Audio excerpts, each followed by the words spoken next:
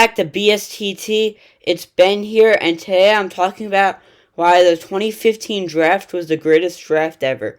So let's get right into the video. So, in 2015, in Florida, there was the NHL draft, and there was a lot of star power. And that went through all 7 rounds. In the 7th round, there were 2 NHL players in Matt Waugh and Sami Niku, who they're both not the best players, but for the 7th round, that's kind of good. 6th round, you had Vladislav Gavrikov and John Marino, who they're both decent defensemen, and especially Gavrikov, who's starting to get minutes now. The 5th round was great, though. Troy Terry, who's having an unreal year. Kirill Kaprizov, who, say the least, is borderline top 15 player in the league. He borderline top 10. Ethan Bear, solid defenseman on Carolina. Dmitry Timashov, I think he's in the AHL now, but he's solid. But for 6th round, that's good. In the 5th round, yeah. In the 4th round, we had Alexander Carrier, Matthew Joseph, Caleb Jones, Dennis Malgin, and Nicholas Waugh. That's solid for a 4th round, but I don't know. 3rd, you had Dennis Gilbert, Dan Vladar, Samuel Montembeault, Aiden Hill, Anthony Cirelli, and Kyle Capobianco. So you had a lot of good goalies in this round. You had Gilbert, who at this point is never going to play in the NHL, or never going to be a consistent NHL player. And you had Kyle Capobianco, who's playing solid on a bottom-feeding Arizona team. But Anthony Cirelli, 2-time Stanley Cup champion, one of the best players on this team, plays top 6. He's a great player, and he's a big steal. He's not close to the biggest steal in this draft, though, because that's Kaprizov. But 2nd round, you had a lot of good players. Rupe Hintz, Jeremy Lauzon, Rasmus Anderson, Vince Dunn, Jonas Siegenthaler, Oliver Shillington, Jeremy Waugh, Christian Fischer, Sebastian Aho, not the one on the Islanders, the one on the Hurricanes, the good one. Travis Dermott, Brandon Carlo, Mackenzie Blackwood, and Eric Chernak. So, Sebastian Aho is elite. He is, to say the least, he's incredible. Whatever he does, he has a great shot, he's great at passing, he's good at defense, he's good at everything on the ice. And Carlo's been a solid defenseman. I think he might play D pair with McAvoy, but I'm not sure. I think he plays 2nd, not 1st, so nah. But Mackenzie Blackwood's a great defenseman, and Rupe Hintz is starting to break out of his shell, and he's starting to play really good with Joe Pavelski. And I'm not going to name any of the 1st round players right now because there are a lot. The first 14 picks of the draft are all playing in the NHL, and 27 out of the 30 players in the 1st round are in the NHL. And some of those players include Dylan Strome, who was drafted 3rd and is a bust. Noah Hannafin, who was drafted by Carolina, who's solid defenseman.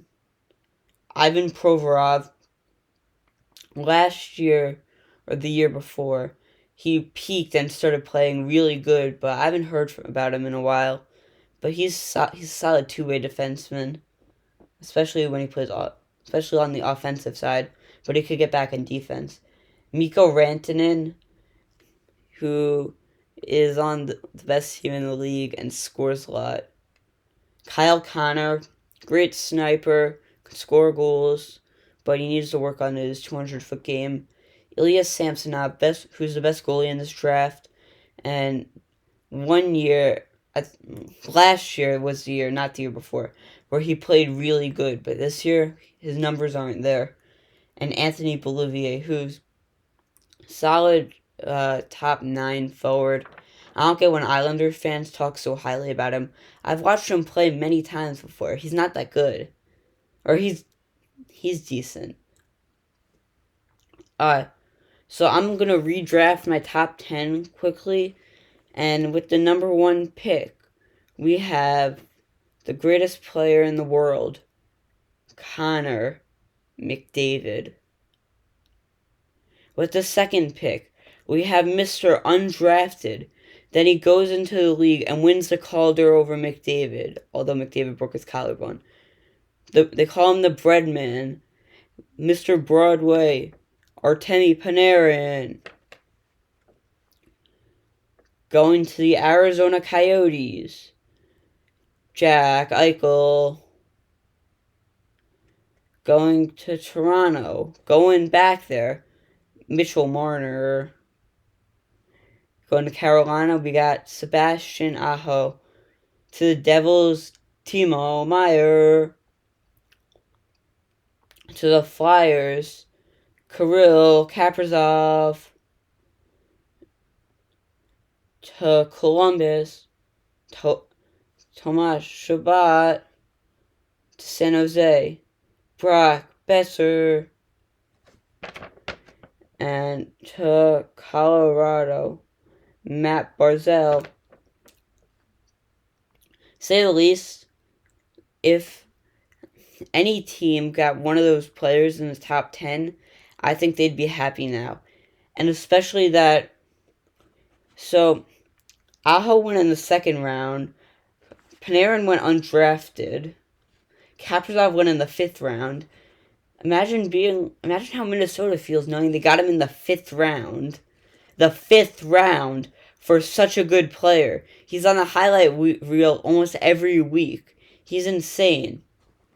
And the 1st round has a combined total of points of 5,239. And that is including 1 Ilya Samsonov assist. That's incredible, to say the least.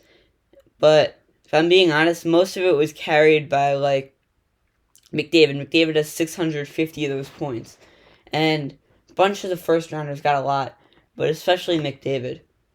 And I'm going to just make, an all-star team, like the ones in the game. Because I think they should have, remember the, North America versus World ones? I think they should have, the 2015 draft class as one team. Any draft classes before the 2010s is one. Maybe 2016, 2017, 2018. Or 2016 and after. And 24 to 2011 or something like that.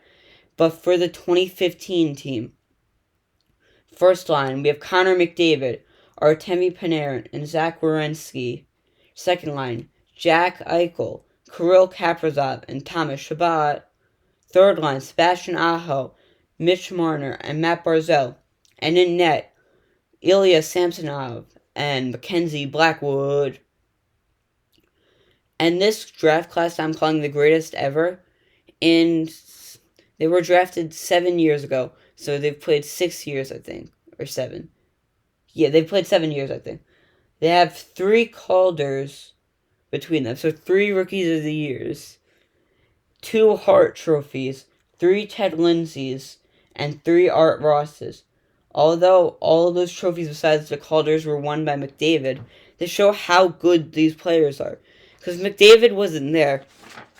I'll bet you, yeah, if McDavid wasn't there and there was no COVID-shortened season, Panarin would have won the Hart that year. So that would have been another one there. Because Draisaitl, most of his points were off assists or goals from McDavid. So both of them, they benefit each other. Because don't get me wrong, Draisaitl's a top 10 player in the... Actually, wait. Top 5 is out of order. McDavid, Matthews, McKinnon, Panarin. And yeah, he's top 5. But if McDavid wasn't there, then some of his points would have been lower. And Panarin in 70 games, or no, less, I think it was in 65 games, he was at 95 points. So, to say the least, he would have won the Hart. And, yeah, to say the least, it's a great draft class, the greatest draft class ever, and that's my take, and I hope you agree with it, but if you don't, comment down below why you don't. Please like, subscribe, and have a nice day. I'll see you in the next video. Bye.